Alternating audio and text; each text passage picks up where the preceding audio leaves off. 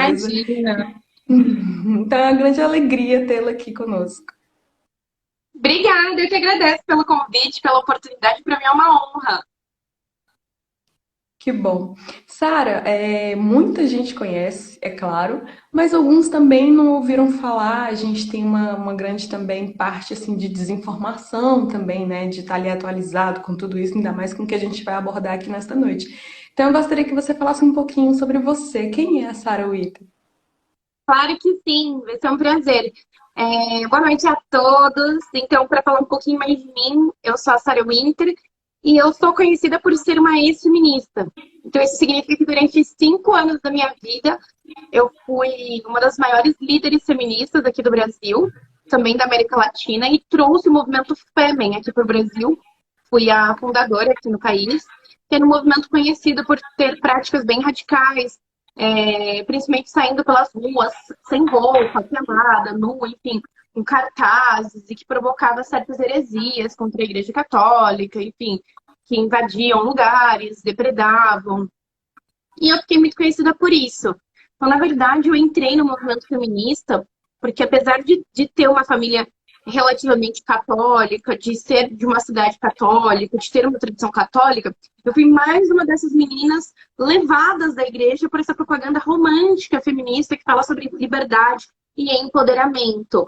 Eu também vim de uma família muito difícil, muito desestruturada, um irmão que infelizmente caiu nas drogas, pertenceu ao PCC, e sempre praticou pelas drogas, né, pelo consumo de drogas, sempre praticou muita violência com a minha família. Então, aos 16 anos eu tive que sair de casa, então sempre sem ter para onde ir. Aos 16 eu acabei caindo na prostituição, passei por coisas muito ruins. E depois de passar por tantos traumas, a única coisa que apareceu na minha vida com esperança de me salvar, de me curar dessas feridas, era o movimento feminista, que tem uma propaganda muito específica para isso, né? O movimento feminista ele nunca chega nas meninas dizendo sobre todas as coisas que ele é ruim. Assim como todas as coisas, com todas as tentações malignas, elas chegam com uma cara boa, com algo que te convence, que faz com que você compre essa ideia. Então, eu achei que o movimento feminista era sobre lutar contra realmente estupros, violência contra a mulher, violência doméstica, exploração sexual e todas essas pautas que são comuns de todas as pessoas que são boas pessoas, né? De todos os cidadãos normais. Então, eu acabei indo para a Ucrânia, fui treinada na Ucrânia para entender como implementar um ativismo, maneiras, né, técnicas de ativismo, como o Fêmen trouxe Fêmen para o Brasil. Aqui eu comecei bastante a cooptar essas meninas também. O Fêmen cresceu muito, meu movimento feminista cresceu muito ali por volta de 2012, 2013, 2014, até que, infelizmente, eu sofri um aborto. Na verdade, eu tive um aborto provocado, levado pela influência das minhas amigas feministas, e eu tive consequências físicas e psicológicas muito graves. Eu cheguei quase à morte, tive que ser internada. Lembrando que eu usei o mesmo protocolo que é indicado pela OMS, com o mesmo remédio, com o mesmo método que se chama de aborto seguro. Mas eu quase morri. E fui abandonada pelas minhas amigas feministas e depois disso, eu acabei repensando a minha vida. Saí de todo esse movimento, voltei para a Igreja Católica. Isso já vai fazer 6 anos. Eu sou mãe de um menino de 5 anos. Voltei à Igreja Católica. Hoje sou professora universitária, dou aula em 2 universidades da Colômbia e uma universidade na Nicarágua. Sou conferencista internacional, passei por mais de 13 países aqui na América Latina. E também tenho um projeto como voluntária nas Casas Pró-Vida, né? Ajudando de alguma maneira mamães e bebês que podem ser vítimas de aborto. Então, basicamente, um pouquinho de quem sou eu. Um pouquinho, Sara. Nossa, que riqueza! Nossa, que riqueza! É realmente assim uma grande missão de vida, né? Um apostolado. E assim, com a graça de Deus, hoje a sua vida é diferente e tem incomodado. Que bom que tem incomodado muita gente, né? Nós temos visto assim uma revolução semântica mesmo, né? No movimento multiculturalismo por meio da revolução sexual, né? Também tem, igual você falou, contraceptivista, né? Uma ideologia assim de morte mesmo, né? Com o aborto. dos novos direitos humanos, doutrinação narcisista, de gênero, a cultura realmente é de morte, né? E tudo acreditando assim, ser espontâneo, como se fosse esperado, né? Algo muito natural. E a gente sabe realmente que não é.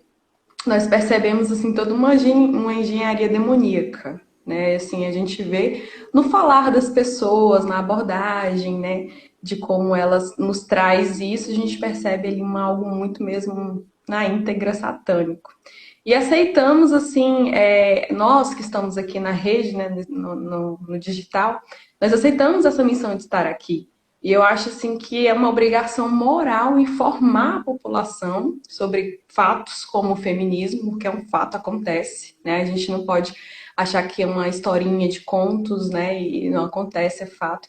Então nós temos essa obrigação moral de dizer, de abordar e de informar também as nossas mulheres, né, Sara? Então, assim, com vista nisso, o que que o feminismo, assim, o que que você nos conta como que surgiu. O que é o feminismo, de fato? Como que surgiu isso? Como que isso funciona? Então, na verdade, as pessoas hoje, se buscarem no Google o que é feminismo, os grandes buscadores, por exemplo, como o Google, que é o mais usado, nos vão dar respostas muito bonitas. E essas respostas, elas não são espontâneas, elas são propositalmente colocadas ali, facilitadas pelo algoritmo para que a gente seja alcançado por elas. Então, a gente vai ler coisas como o movimento feminista, o movimento social, que visa a igualdade dos homens e mulheres. É uma filosofia política de igualdade entre homens e mulheres. Algo bem ambíguo, bem amplo e bem subjetivo, que faça com que as pessoas possam pensar: ai, que legal isso daqui. Eu também estou de acordo que homens sejam iguais, que as mulheres sejam iguais aos homens, que todo mundo seja igual, que todo mundo tenha os mesmos direitos. Ah, então significa que eu sou feminista. Então é muito fácil qualquer pessoa se dizer feminista, né? Sem contar é, a grande e massiva introdução que os meios de comunicação e educação fazem nas pessoas, né? Totalmente dominando esse imaginário e voltando o imaginário das pessoas, inclusive das mulheres, diretamente para isso. O feminismo é só sobre homens e mulheres serem iguais. O que as pessoas não entendem é que homens e mulheres não são iguais e jamais devem ser iguais. Nós somos diferentes e se nós formos iguais, haverá um grande desequilíbrio natural. Mas se o feminismo não é isso, então o que é o feminismo?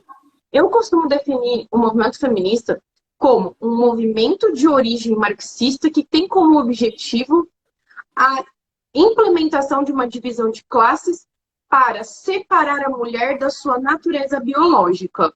É isso. Então, explicando, eu sei que o termo às vezes parece muito técnico, mas eu posso explicar em partes. Então, ele é um movimento social, ou seja, é um movimento que quer uma transformação na sociedade. Um movimento social marxista. Isso significa que ele é derivado do marxismo.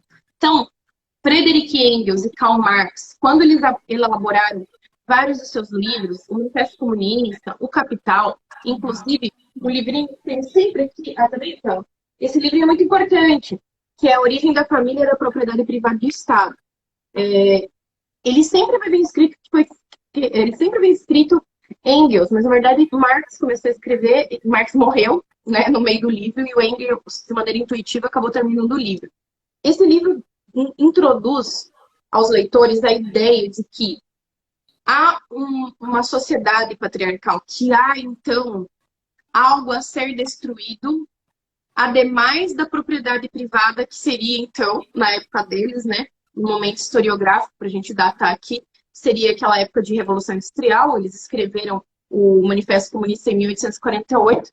Então, era uma época de Revolução Industrial, uma época de máquinas, uma época de êxodo rural, onde as coisas estavam mudando muito rapidamente, e aonde existia um contexto de fábricas, de meios de produção.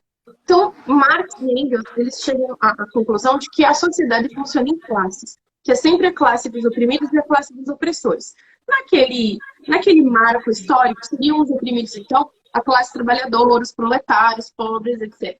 E os opressores seriam os donos de meio de produção, ricos e burgueses, que estariam supostamente explorando a força de trabalho desses trabalhadores proletários. Isso seria uma grande violação da sua liberdade. Logo, para esse proletário ser verdadeiramente livre, ele deveria insurgir e fazer uma ditadura do proletariado contra os burgueses donos dos meios de produção. O que significa isso? Matá-los. E aí, deter os meios de produção, não ser mais escravo do suposto capitalismo, e daí surge, então, o socialismo e, posteriormente, o comunismo. A lógica do feminismo é a mesma coisa.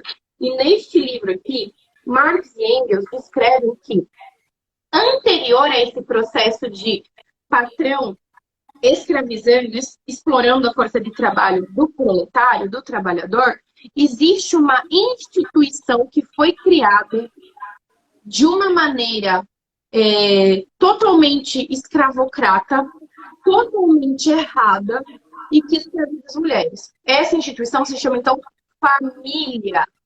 Então, o Engels e o Marx, eles descrevem que muito, muito antigamente as sociedades eram matriarcais, ou seja, numa sociedade livre, as mulheres se relacionariam com qualquer homem. Tinham seus filhos, ninguém sabia de quem era o pai, todo mundo nascia livre, e quem cuidava das decisões da criação dos filhos eram as mulheres. E com a instituição da cultura judaico-cristã, veio uma coisa que era inesperada, que se chama matrimônio monogâmico. E com a difusão do cristianismo, o homem decidiu que queria ter só uma esposa. Isso a gente está falando do livro. Quando o homem decide que quer ter só uma esposa e filhos, então ele delimita um pedaço de terra que seria, então, não uma terra física, mas uma terra ali etérea. Isso seria, então, a família. A família, então, sendo reconhecida por Marx e Engels como a primeira propriedade privada, ela deve ser abolida para eles. Então, não obstante com o socialismo e com o comunismo, necessitou-se criar um outro movimento com o objetivo não só de destruir a propriedade privada de maneira econômica, mas destruir a propriedade privada também como cerne da propriedade privada, que é o laço unitivo e procriativo, e os derivativos, que são os filhos. Para isso, criaram um movimento feminista. Então, como que o feminismo ele vai surgindo? Ele vai surgindo de homens que tinham como objetivo destruir o matrimônio. Com as ideias iluministas, então, muitos homens começam a escrever contra, né, utilizando essa racionalidade, contra a igreja, contra a Idade das Trevas, contra a Idade Média, né, que eles chamam de Idade das Trevas, eles começam, então, a utilizar-se de argumentos totalmente ateístas, que não são argumentos, são de desinformação, e vão criando e escrevendo obras literárias, fazendo grandes encontros e conferências, somente com o objetivo de dissolução do matrimônio, falando sobre outras maneiras das pessoas se relacionar, outras maneiras, né, de liberdade, porque até então, o próprio Aristóteles, depois aprimorado por Santo Tomás de Aquino, define bem a liberdade. A liberdade é saber escolher o bem. Só que essas pessoas, os iluministas, como o próprio William Godwin e o Marquês de Sade, eles não têm qualquer noção do que é o bem. Quando a noção de bem está totalmente desordenada, as pessoas fazem o mal crendo ser um bem. E aí o feminismo ele vai se ampliando, principalmente com as ideias anticristãs, antimatrimônio e pró-divórcio, né, e de liberdade sexual. Isso desde 1700. E depois vem algumas autoras como Mary Wollstonecraft, Olympe de Gouges, e devagarinho vem, então, essa desculpa igualitarista, né, com as sufragistas. Os sufragistas queriam, então, o direito ao voto, e, na verdade, elas só queriam tirar a mulher de dentro de casa. Pode ser com trabalho na rua, pode ser com voto na vida pública, qualquer coisa. O objetivo era tirar a mulher de dentro do lar. Até os próprios capitalistas, quando a gente fala que o comunismo muitas vezes anda junto ao capitalismo, as pessoas que a gente é louco. Tem um livro aqui que eu gosto muito, o que há de errado com o mundo, do Chesterton. Ele escreveu em 2010 e ele fala aqui que ele não é contra o voto feminino simplesmente por ser. Ele é contra o voto feminino porque isso destruirá a família. Porque as mulheres começam a sair de casa, tem esse movimento de sair de casa, elas saem da casa privada, vão para a casa pública com os homens, e quem é que fica na casa privada? Cuidando dos filhos, da educação dos filhos, etc, etc. Isso é terceirizado. Então, o feminismo, ele faz essa separação. Ele coloca a mulher no mesmo lugar onde os homens estão, para que o Estado possa, então, cuidar da educação dos filhos, e para que, se a mulher está trabalhando tanto quanto o homem, se pode aplicar 2 impostos. Sim. Então, se a mulher quiser voltar para casa, o marido não tem condição de sustentar a casa sozinho, porque agora tem mais impostos. Então, tudo isso, né? Nesse próprio livro do Chesterton, ele fala que existem 2 inimigos da família, que seriam o rub e o grub. Seriam o comunismo e o capitalismo. Os 2 seriam, então... Aqui eu não falo capitalismo como livre mercado, eu falo de metacapitalismo, né, gente? Pessoas com bilionários e que fazem ingerência internacional, que mexem com aborto, com ideologia de gênero, etc, etc. E seriam os 2 super prejudiciais à família.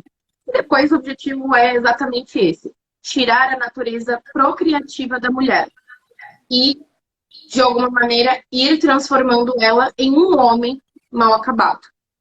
Eu peço desculpa uma grande extensão, mas você me fez uma pergunta que geralmente eu levo uma conferência de 1h30 para fazer. Aí eu pensei... Uma delícia, Sara. Uma delícia ouvir você. É muita informação e aí eu vou tentando que já dar umas anotadas, porque é preciso a gente ter acesso a essa informação. Eu vejo que o feminismo está muito mascarado, assim, está entrando muito singelamente, e eu tenho percebido também que a maioria das minhas seguidoras mulheres, né? São mulheres. E eu vejo muito essa alienação, sabe? Esse querer ser maior que o esposo, querer ser melhor que o esposo, querer terceirizar a educação do filho. Então vai ficando mesmo cômodo, né? Ela vai achando aquela situação toda muito relevante, né? E aí cai no relativismo e ficam se justificando e sempre são as vítimas, né? Então eu percebo assim uma distorção muito grande. E vejo que o feminismo veio mesmo para distrair a mulherada. Elas estão distraídas com muitas futilidades nos dias de hoje. Infelizmente, isso não é só nas mulheres que a gente vê aí no mundo, né, vivendo de qualquer forma, não. As mulheres de casa, as mães, né, as rainhas do lar que estão deixando a sua coroa para uma futilidade, né, para uma mesquinharia, uma prostituição da sua própria missão.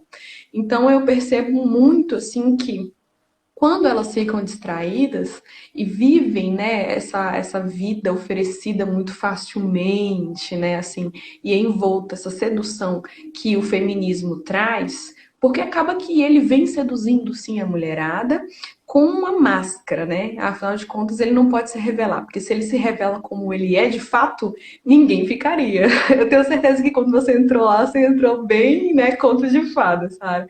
Então eu percebo muito que os filhos ficam jogados mesmo para a educação no Estado, né, na escola. E ali ele aprende ideologia de gênero, tudo que vem trazer o feminismo é implantado na cabecinha da criança desde pequeno. Então chegará facilmente o tempo em que o pai não vai ter voz na educação do seu filho, né? A gente passou agora há pouco nessa questão do STF querendo fechar as igrejas. Gente, então até o nosso... a nossa liberdade religiosa está sendo ferida, o cerco está se fechando. Se a gente não tem informação mesmo, não entende como que funciona, a gente não consegue lutar nem combater, a gente precisa reagir, a gente precisa lutar, não é assim, Sara? Quando você entrou ali nesse movimento, você entrou com essa ilusão, como que foi para sair, como que foi esse período, assim, para você cair a ficha? Então, na verdade, eu acho que todas as meninas que buscam, nem digo meninas, isso é muito importante. Eu tenho muitos alunos que são pais e mães que me falam: meu filho tá metido com isso, minha filha tá virando feminista. Então, a primeira coisa que eu gosto de fazer, Sheila, é um diagnóstico familiar, que é muito fácil a gente explicar. A professora, os amigos da escola, é muito fácil de explicar e não olhar para o que está acontecendo dentro de casa. Então, eu sempre falo, eu passei por 15 ou 16 países, eu nem sei. Assim, eu fui Da Patagônia Argentina até a fronteira do México dos Estados Unidos, eu nunca conheci nenhuma feminista que veio de família bem estruturada. Nem sexual, travesti, o que for. Não conheço. A família pode ter dinheiro, tem que ter dinheiro, não importa. Tem alguma coisa. Alguma coisa tem. Então, antes da gente falar que é culpa da professora ou que é culpa da televisão, a gente tem que fazer um diagnóstico familiar. Então, o que está acontecendo? Por que o filho... Porque esse movimento é um movimento revolucionário. Revolucionário é fazer uma mudança brusca. É ir brusco. Por que o seu filho... Essa é a pergunta-chave. Por que o seu filho quer mudar o mundo sem a família e não com a família? Fora da família e não dentro da família. Por que ele não quer levar vocês juntos? Por que ele quer mudar tudo aquilo que vocês ensinaram? O que está acontecendo para ele buscar essa mudança? Então, no meu caso, eu era mais uma menina do interior com uma vida toda largada. E aí vem um monte de propaganda, um monte de gente, propagandas em todo quanto é lugar, em filmes, no YouTube, em revistas, em tudo, me dizendo que aquilo é bom, que aquilo é bom, que aquilo é bom. A minha família não sabe nada sobre aquilo para me instruir. Nunca tinha ouvido falar nisso. Mas tem todo mundo, as atrizes, as artistas, as jornalistas, todo mundo me falando que é bom. E vem um monte de propaganda me dizendo que nós queremos lutar contra a cultura do estupro. Eu nem sei o que é cultura do estupro. Tô falando, eu, com 17 anos, eu nem sabia o que é cultura do estupro, mas eu tinha passado por um abuso sexual na prostituição. Eu falei assim, é algo bom. Eu não sabia... Falava sobre ser contra a violência doméstica. Eu passei violência doméstica com o meu irmão, que era viciado em drogas. Então eu falei, se existe um movimento, uma organização de mulheres que estão lutando contra isso, talvez se eu tivesse conhecido isso antes, eu não tivesse passado por todas as dores que eu passei. Mas elas vêm com um papo de sororidade, né? Soror, do grego, seria irmã, e seria o contraponto à fraternidade, seria um amor, uma ajuda entre irmãos. Que lindo isso! Olha que lindo! E aquele conceito de mulheres que vão te ajudar, que vão te pegar no colo e vão te ajudar a se reerguer na vida. Aí você entra lá, Sheila, você entra nos DCS, nos grupos, nos encontros coletivos feministas, você vê o quê? Um monte de menina com distúrbios alimentares. Você não vê uma menina normal. Você vê uma menina normal. Você vê só gente gorda ou só gente com anorexia. Você não vê uma pessoa normal. É triste, eu não tô tirando sarro. É triste de ver. Né? Pra que ninguém fale que eu tô... Não, é triste, algo preocupante. Você vê um monte de menina depressiva, com borderline, com ansiedade, com muitas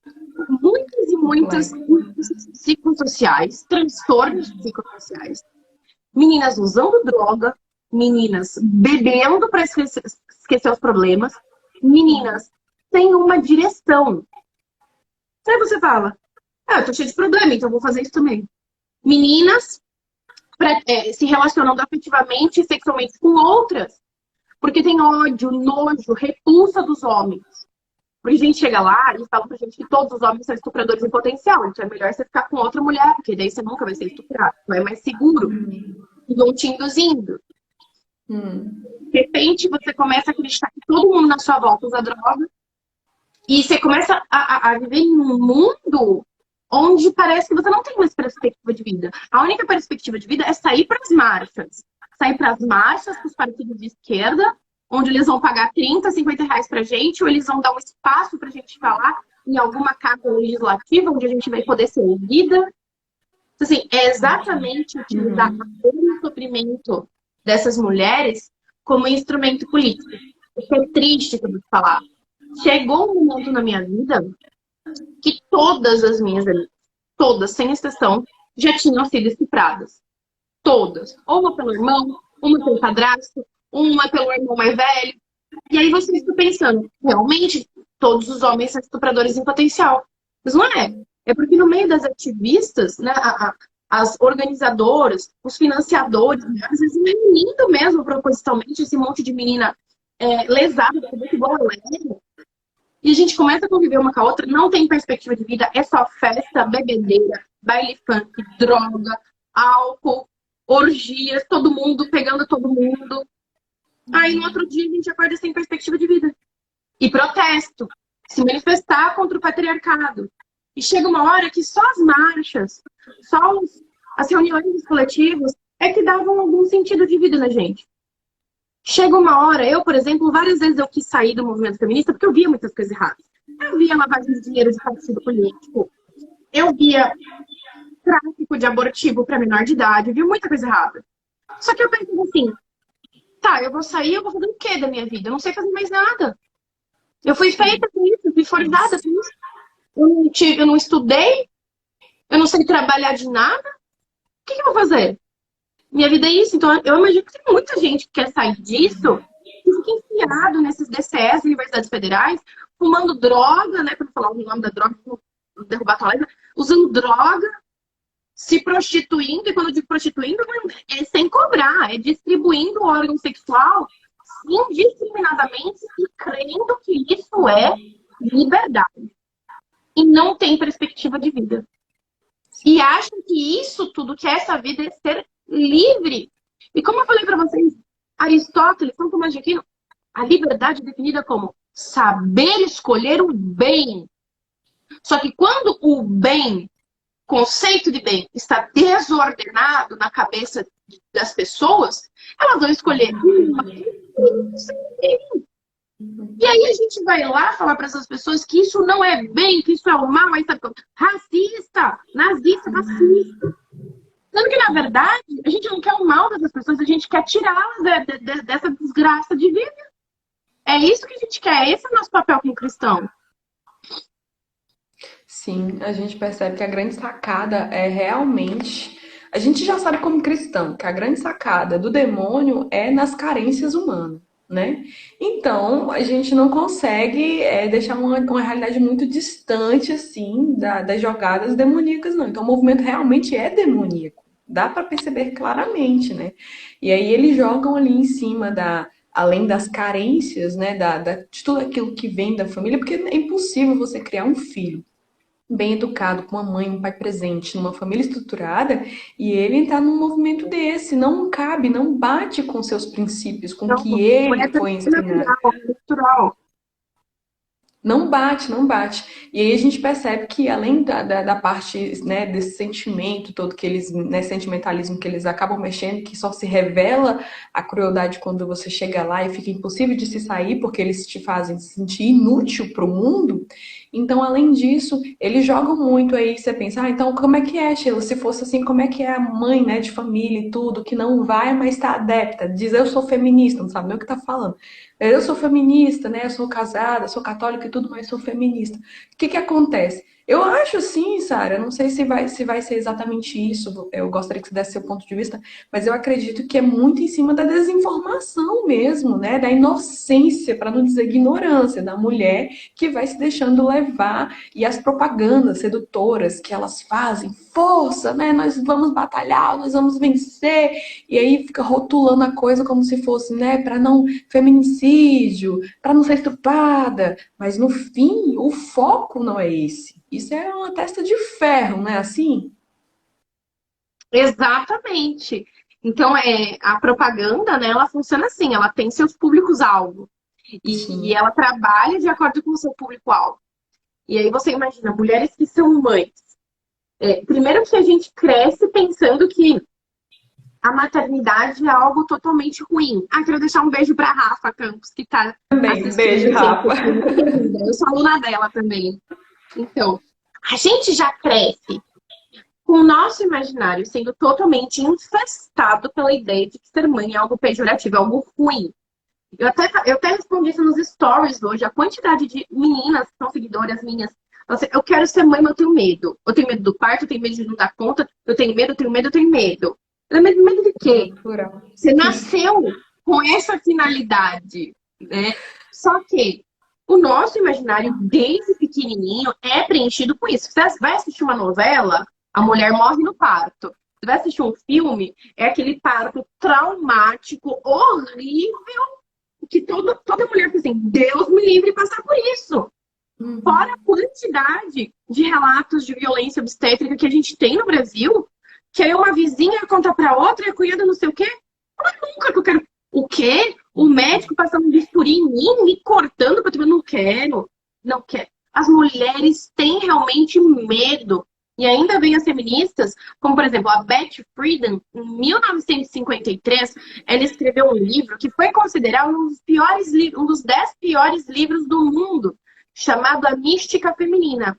E ela escreve exatamente que o primeiro parágrafo do livro dela, não vou lembrar de cor, mas o primeiro parágrafo do texto fala: as mulheres americanas sofrem silenciosamente porque elas acordam de manhã e levam os filhos para a escola, depois para a reunião do clube, depois a filha para o balé, chega em casa, tem que fazer a janta, escolher uma nova decoração para o sofá, e depois tem que agradar o marido e se deita do lado e faz a pergunta silenciosa: será que é só isso? A Beth Friedan, em 1953, ela sintetizou tudo que a Simone de Beauvoir escreveu em 1952, quando ela lança o Segundo Sexo, só que a Beth Friedan traduziu a linguagem acadêmica da Simone de Beauvoir para a linguagem da dona de casa média americana, dizendo exatamente que há um problema sem nome. Esse problema sem nome é a inquietação, a tese que a mulher sente de ser só uma dona de casa. A Beth Friedan falou várias vezes de que se o objetivo da mulher é só criar os filhos, então quando os filhos forem embora, ela não será mais mulher. E ela confunde a cabeça das mulheres com isso, realmente.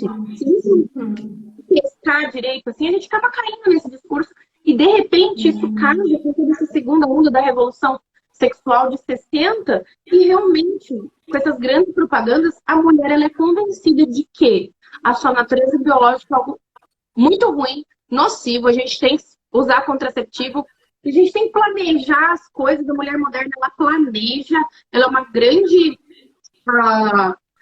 grande mulher de sucesso. Ela tem que planejar os filhos primeiro. E a única coisa que vai libertar ela de verdade é o trabalho. A Beth Friedan fala muito disso. Então, eu imagino que hoje, a maioria das mulheres, Sheila, tem essa concepção de que imagina eu querer depender de macho, de marido, nunca vou trabalhar para ter meu dinheiro, porque se ele largar de mim, aí eu vou ter o que fazer. Porque se meu marido fala para eu largar de trabalhar, aí se ele me trai, larga de mim, eu vou ficar vendo navio.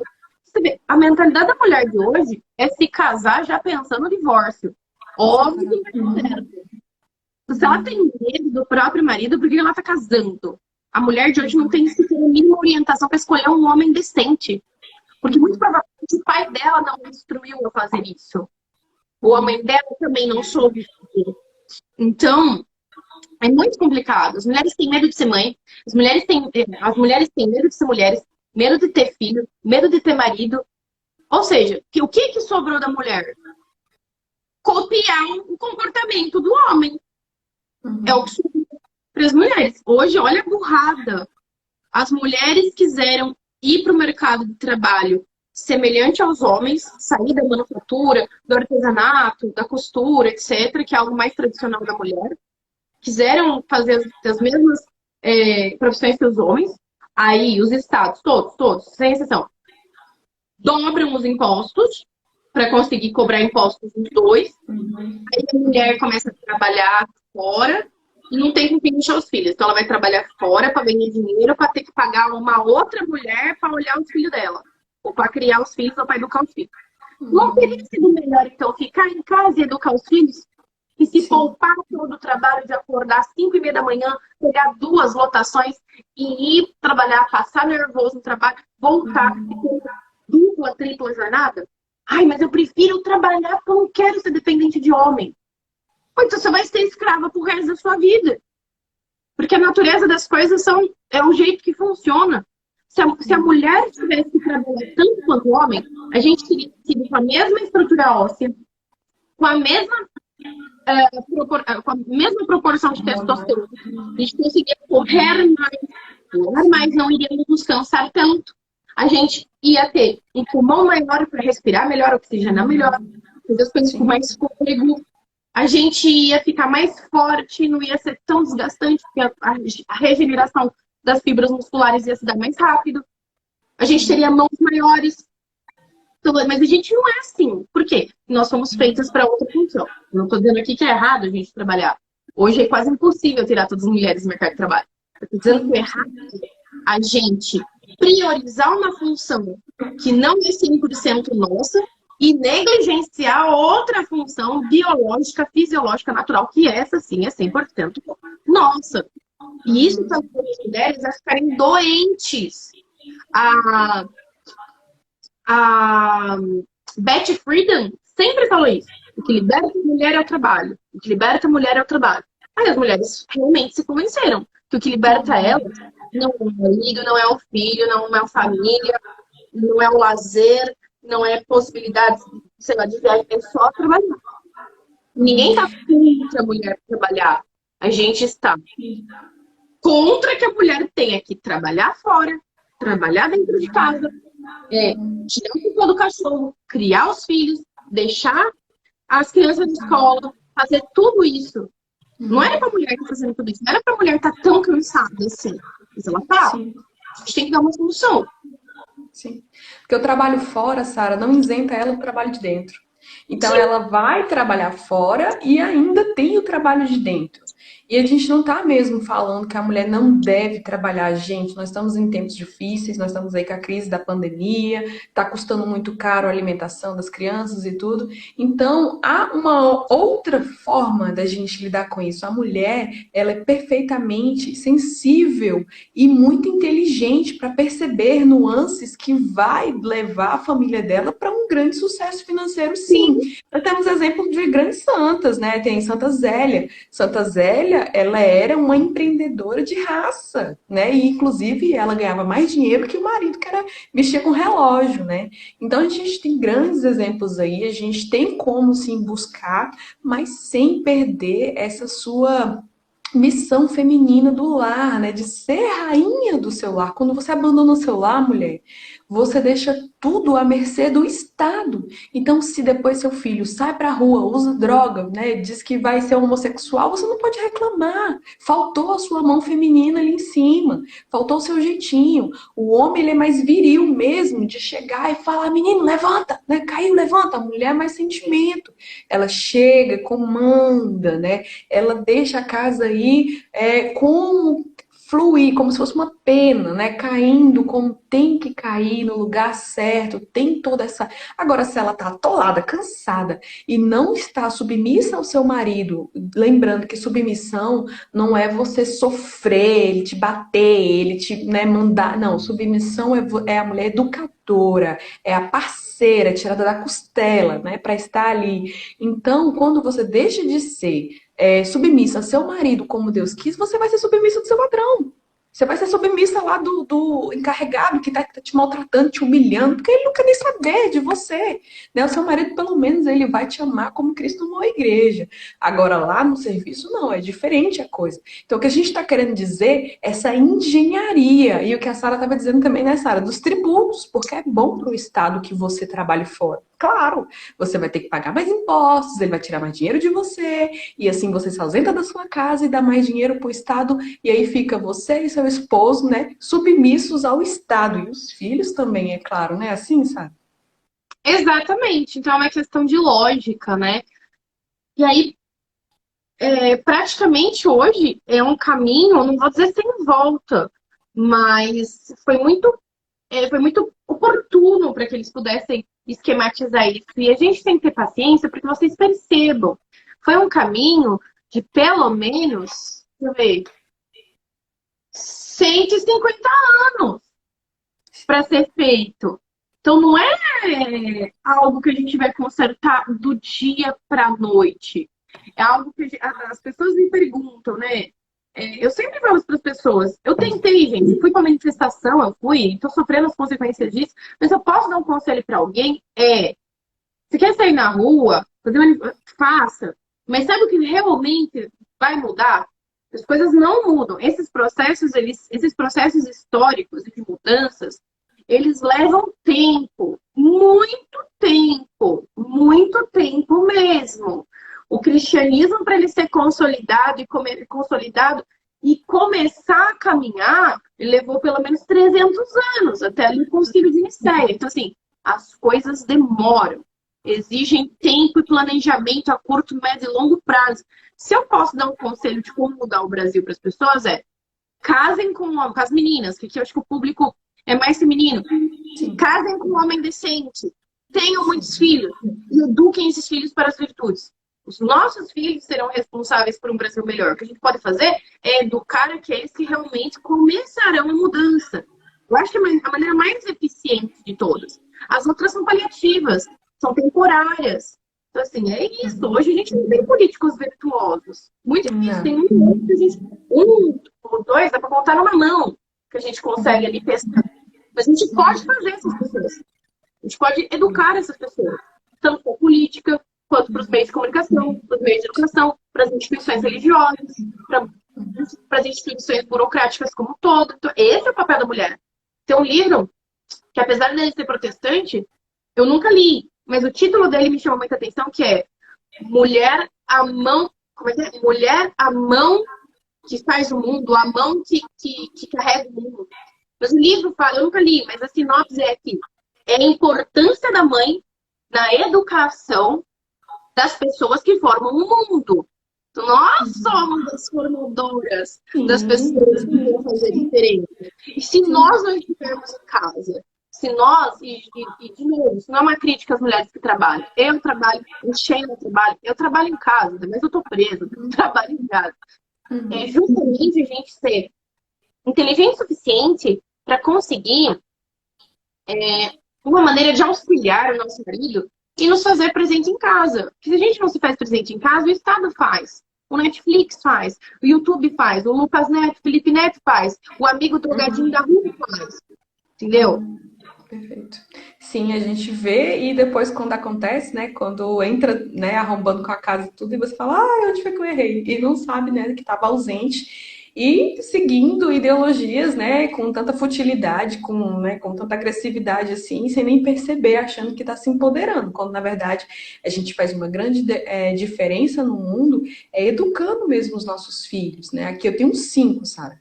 Os 5, a gente tem trabalhado muito nas virtudes para que se torne pessoas que vai equilibrar esse mundo. É o que eu posso fazer. Infelizmente, eu não posso fazer muita coisa nas urnas. Nós não podemos. Infelizmente, vai piorar. Vai piorar. Mas a gente pode fazer, assim, uma luta diferente, uma luta honrada, né? Que Deus vai olhar e falar assim...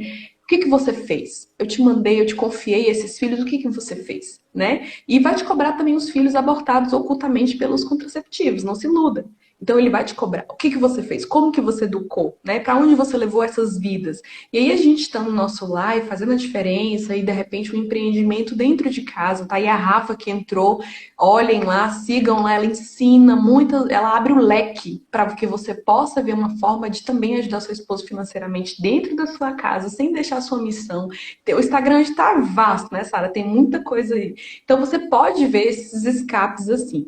Mas voltando a uma questão que a gente tem que abordar aqui, Sara, não pode passar, é o grande tema da nossa live, né? Você acredita que o feminismo está desconstruindo a identidade feminina? Pois é, Sheila. Eu acho essa palavra bem interessante, desconstruir. E eu sempre falo para os meus alunos assim, olha só, aonde você viu essa palavra desconstruir? E as pessoas ficam assim, não sei, escutei, tá na moda. Assim, sei lá, uns 4 ou 5 anos atrás, a gente não escutava muito essa palavra. Então, o que eu posso dizer para vocês é que essa palavra desconstruir, gente, ela não existe, tá? Deixa eu pegar alguma coisa aqui de propósito para dar um exemplo para vocês. Sei lá, vou pegar um T e um durex. E a capinha e o mouse. Então, ó, quando a gente vai construir alguma coisa, a gente coloca uma peça, outra peça, e a gente coloca outra peça. A gente construiu uma coisa. E o que a gente faz para destruir? Né? Qual é o antônimo? Né? O contrário de construir? Destruir. Não existe desconstruir. Mesmo quando a gente faz devagarzinho, o contrário de construir é destruir. Então, quando alguém chega para você e fala assim, ó, eu acho que você deveria desconstruir esses conceitos que você tem a respeito desse assunto. A pessoa vai estar falando, destrua tudo aquilo que teu pai e tua mãe te ensinou. Ai, mas você precisa desconstruir esse teu jeito assim, tão submissa. Destrua todo o cristianismo que tem em você. Então, a gente não pode se deixar levar por construções artificiais do nosso idioma. Dizia a própria Monique Wittig. Monique Wittig foi uma feminista que em 1970 escreve O Corpo Lésbico. Nesse livro, ela escreve várias coisas, além dela escrever sobre a heterossexualidade compulsória, onde ela fala que a sociedade ensina as crianças a serem heterossexuais, que isso seria um absurdo, né? Que a gente teria que apresentar a homossexualidade para as crianças também, para elas poderem decidir. Então, ademais dessa teoria dela, ela também nos ensina que a linguagem é um mecanismo, é um regulador das normas jurídicas e do comportamento humano. Se a gente quiser modificar as normas jurídicas e o comportamento humano, a gente tem que mudar a linguagem. E aí, mudando a linguagem, a gente consegue, então, de uma maneira muito, né, o marxismo cultural, muito sutil, por debaixo dos panos, e chegando ao objetivo devagarzinho, de baixo para cima. Então, não existe isso de destruir. Aliás, não existe isso de desconstruir. É destruir. É que a palavra destruir é muito forte. Assusta. Então, melhor inventar, né, um outro termo, criar artificialmente um termo e atribuir um significado. E aí, introduzir na população através dos meios de comunicação e meios de educação. Mas, olha, o feminismo, ele, como eu te falei, Sheila, ele tem o objetivo de separar a mulher de toda a sua natureza biológica, seja procriativa, seja unitiva. Então, ele destrói a feminilidade da mulher em toda a sua essência, tudo aquilo que a mulher ela foi criada para fazer. Ser mais delicada, ser educadora, ser auxiliadora, ser cuidadosa. Tudo isso o feminismo ele destrói, né? Trazendo, até a gente pode dar um exemplo que é bobo, mas é verdade. Os exemplos que construíram o imaginário ao longo dessa última década. Olha a quantidade de filmes infanto-juvenis que foram lançados com mulheres protagonistas. Grandes guerreiras, grandes... não tem princesa mais. São só guerreiras, protagonistas. Tem Divergente, aquela menina que tem um arco e flecha, que eu esqueci o nome dela. Ruiva, né? Uhum. Enfim, acho que a geração de meninas quietinhas acabou com Crepúsculo. Depois veio só, acho que foi tão ruim Crepúsculo que daí só veio coisas mais nesse sentido. Exato. E a quantidade, a própria Mulher Maravilha veio com uma pegada bem diferente da Mulher Maravilha da década de 60. A Capitã Marvel, total feminista. Então, tudo que vem para as meninas hoje é essa pegada de eu sou independente. Só falta falar, eu sou macho. Eu não falo isso porque, obviamente, eu não tenho castigo. Mas é só isso. As meninas não têm mais referência. Tudo aquilo que remete à natureza feminina é algo antiquado que deve ser subjugado. E a outra questão, o feminismo ele destrói a heterossexualidade, o feminismo ele destrói a cristianidade, ele destrói a família, o matrimônio, todas as coisas que conseguem manter em pé a civilização ocidental, o feminismo destrói. Então, ele é uma ideologia nociva. Eu falo para vocês, gente. Sei que nem todo mundo gosta de ler, mas eu, para ser professora universitária, para ter conferência cristã, eu dei mais de 500 palestras, mais de 700 palestras em 13 países da América Latina. Eu tive que ler mais de 60 livros sobre feminismo. E nesses 60 livros, eu posso falar, eu lembro, uns 35, uns 40 para falar o título para vocês aqui. Eu nunca encontrei nenhuma frase, nenhuma sentença sobre ajudar mulheres. Nada. Uhum. Em 5 anos de pesquisa, li todos os dias, diariamente. Não tem. Se alguém tiver, me manda que eu lavo minha boca com sabão. Eu li em português, inglês, espanhol e francês. Eu não achei. Não tem. Porque esse não é o objetivo do feminismo. Nunca foi. Eu li livros de 1400. Não tem nada sobre isso da mulher. Eu li livros de 1700. Nada sobre isso da mulher. Mas sempre divórcio, liberdade sexual, acabar com a natureza procriativa, aborto. É isso. Assim, é que a propaganda é uma coisa. Uma pessoa que vai te oferecer uma coisa, ela vai chegar e falar pra você que pode causar convulsões, dependência química. Não. O feminismo é a mesma coisa. Eu chegar falando um monte de coisa boa. Mas não é. E eu tô aqui pra provar.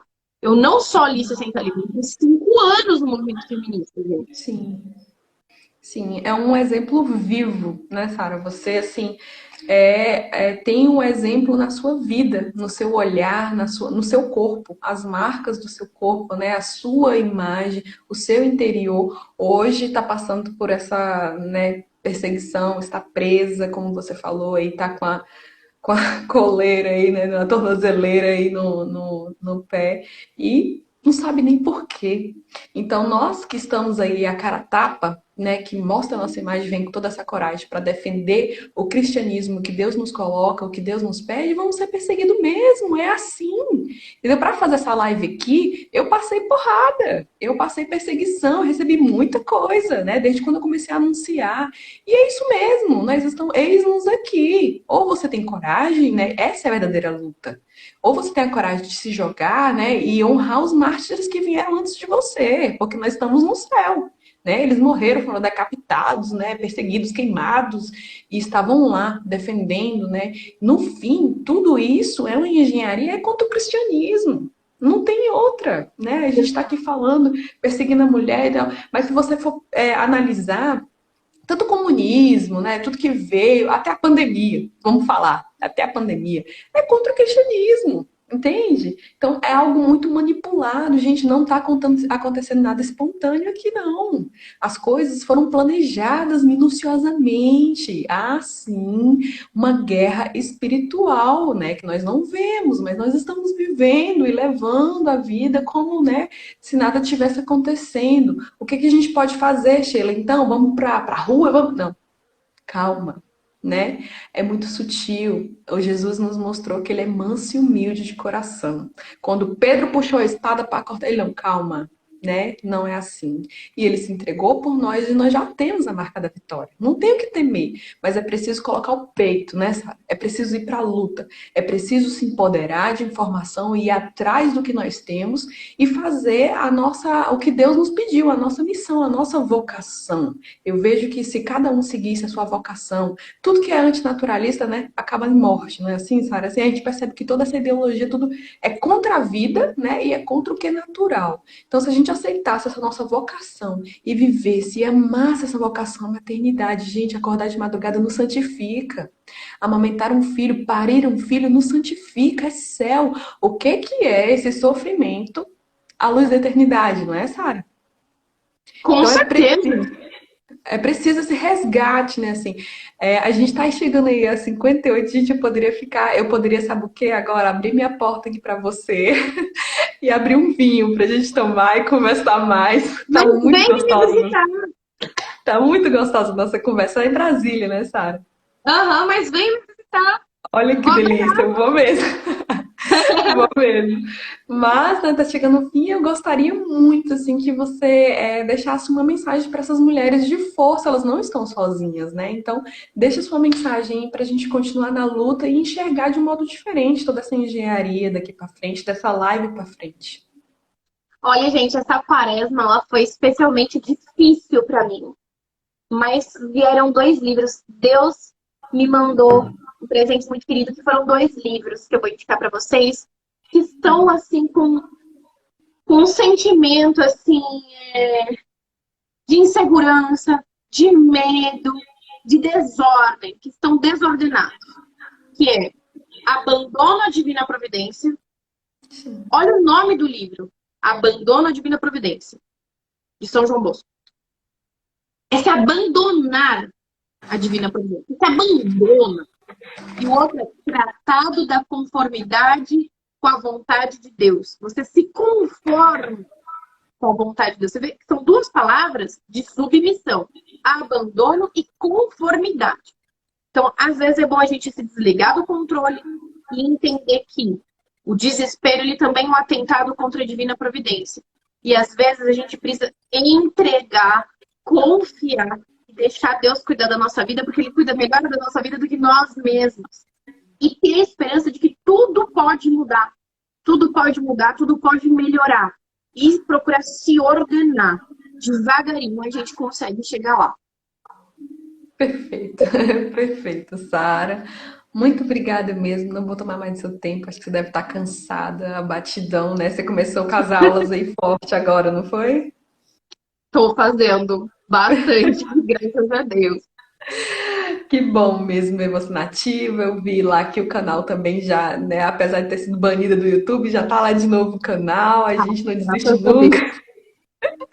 Então, tô lá também, tamo junto, assim, parabéns pela sua vocação, pela sua missão, o seu testemunho, ele é preciso, ele é necessário, me enriqueceu muito, me enriquece, eu tô ali ligadinha o tempo todo, seguindo, pegando informação, essa troca é muito gostosa mesmo, e a gente precisa, no mundo onde está escasso de exemplos, né, escasso de uma imagem, né? Que a gente não tem mais como mirar os olhos na imagem. É bom que nós sigamos, sim, pessoas que nos inspirem, né? Tá muito escasso isso, então quando a gente encontra, é bom a gente colar. Peço às minhas seguidoras aí que te sigam também, que acompanhem todo o conteúdo, é muito rico. Então, parabéns pelo seu apostolado. Não desista, estamos juntos. O carinho aqui é muito grande. E peço a vocês também que participaram que print, espalhe. A live vai ficar salva. Um tesouro desse eu não vou cometer esse erro de não deixar. Vai ficar salvo assim. Vocês podem assistir, reassistir, anotar, estudem e vamos na luta, né? Obrigada mesmo de todo o coração, Sara. Você é muito linda.